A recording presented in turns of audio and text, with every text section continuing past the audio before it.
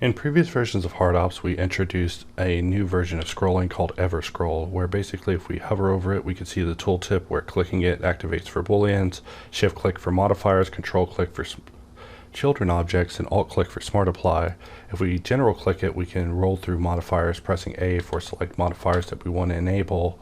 And then there's even a more expanded mode where you can press tab and actually go into an interactive window where you can actually adjust certain modifiers, apply certain modifiers. You can even apply ranges of modifiers, even the modifiers leading up to them, in order to ensure that they get applied, and even right click to cancel.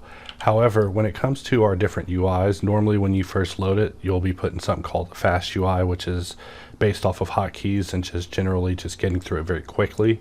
However, if you press tab, we see that we jump into what was formerly called the expanded UI, and this is what's actually being replaced in this version. So some of the issues that we had with it was its dynamic scalability and just not being able to have a whole lot of control over its look to actually look as good as we want it to. Also, to help being scalable didn't help. It was just a couple of things that we wanted to just reapproach with it. So now if we look at the current version of HardOps, we could select this object, and if we just go under operations and modifier scroll, we're now inside of modifier scroll, and we see that there's only one modifier on this object, so that's why they're not giving me a lot of options.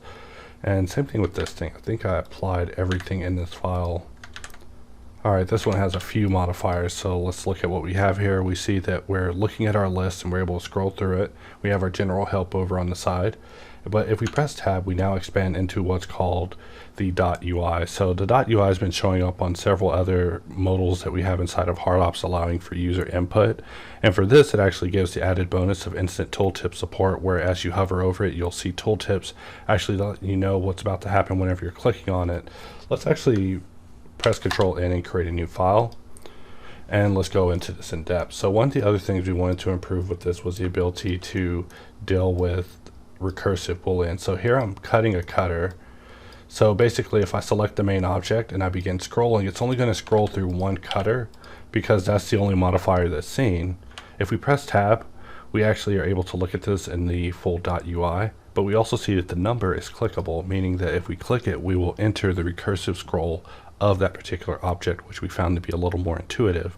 Now by rolling the wheel, we're able to go through and actually see all the booleans that actually build up that particular shape that we're looking at before. In the event that we want to lock its visibility, all we have to do is just click on the line to turn it into an eyeball, and then from there we're able to enable them to be visible. We can choose N, go back to our main one, click on the shape in order to append it to visibility, and let's also lock its visibility as well. And by clicking and applying, we now have enabled visibility on all the associated booleans associated with this particular object. So we just want to make that process a lot easier, but most importantly, we wanted the new UI to look familiar to users who had become acquainted to the previous UI. So instead of being able to stretch it and warp it, you'll notice that now it's just a little bit more controlled. So let me take a moment to load a more complicated file. Alright, this particular model will be a good example. So we'll select it and then press Q and jump into Everscroll. And we see that because everything's white, we can't really see a whole lot, but let's just press tab to open the .UI. And we see that all the recursive booleans are actually highlighted on the side, allowing us to actually click into them and begin scrolling through them, and even press N to go back to them previous. So the recursive boolean workflow is something that I want to ensure that users are able to get acquainted with quite easily. But even more so, even if you're not a big fan of the fast UI and you want this to load up into this particular .UI, there are also preferences available for that. So let's right click and cancel, and if we press Control K, we can bring up the HardOps preferences. Let's jump over to the HardOps side and let's look at our properties. So we see that instead of having the scroll UI offer the options of showing in expanded, we now have the option to show the UI in dot. So let's enable that. And if we want to keep it, let's click on the three lines and choose Save Preferences.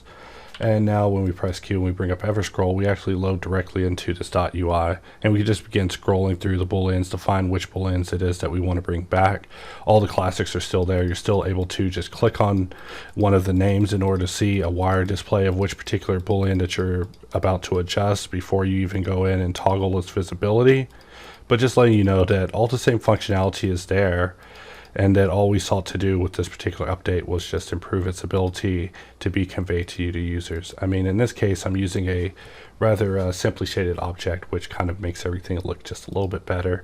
but just letting you know that there's been a significant amount of work done to this modifier and the way that you'll be able to go through and deal with your models with it. Also, you can still roll the wheel over the title in order to change which type of scrolling you're doing. So here I'm jumping between modifiers, children, and booleans. Here we'll drop ourselves off at modifiers, where we're starting off on an unmodified state of the mesh, similar to previous. But whenever we click to begin our auto scroll, we see that the number is no longer floating out in the screen as it did in the previous UI.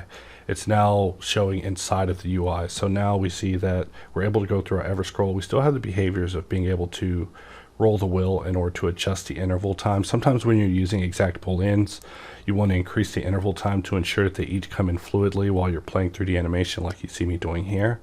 But for the most part, there hasn't been a lot of changes with it, aside from just making everything a little bit more cosmetically sane with the similar look that we've been going about with all of the rest of our modifiers inside of HardOps. Another thing is, whenever you're inside of modifier scroll, we see that on the finalize button that there's additional options. We see that you can shift click to smart apply clone. You can control click to apply visible modifiers, which is similar to what you're seeing in help in the bottom right corner. But we also added that same functionality. So you see, if I hold shift, we have an option to basically apply it on a duplicate, and if we hold control, we have the option to apply it with an A, or for applying visible modifiers. We also took care to ensure that these sort of behaviors aren't available inside of any of the other modes, because it is a modifier scroll exclusive behavior. There still are some delineations that need to be had with our various types of scrolls in order to allow them to go on their own paths, but just letting you know that there's been a significant facelift with the functionality that's been afforded to you with Everscroll, and we'll continue on our path to making it better and better. One of my favorite features with Everscroll is the ability to apply a range of modifiers. For example, we see that this object has a ton of modifiers, and that applying each of them would require that I select it and press Control A, but there is no way for me to basically box select them all and apply them at the same time. However, that would be kind of cool. So that's where something like Everscroll comes in. So if we select this and we jump into Everscroll, we can just jump over and scroll this over to modifiers and basically roll it to the point that we desire, and then either press Control and apply, and that will apply all the modifiers to that point, and then activate the ones that remain. Or we can jump inside this once again, and we could even hold shift and click on the checkbox to apply to a certain range. And there's been work done to make sure the list is able to dynamically adjust as you're actually adjusting these modifiers on the fly. And the best part is you can experiment with applying modifiers, and let's say I didn't want to actually keep these changes, I can just right click and cancel, and we see that we're at the state that we were at previous. And I can press Q, jump into Everscroll once again, click on this, jump to modifiers, and we can just begin applying swaths of modifiers just all at the same time. And at the bottom of the screen, it'll show a display letting us know how many modifiers are actually being applied, and even tell us which modifiers are being applied in these particular cases, allowing us to get that very particular apply workflow going.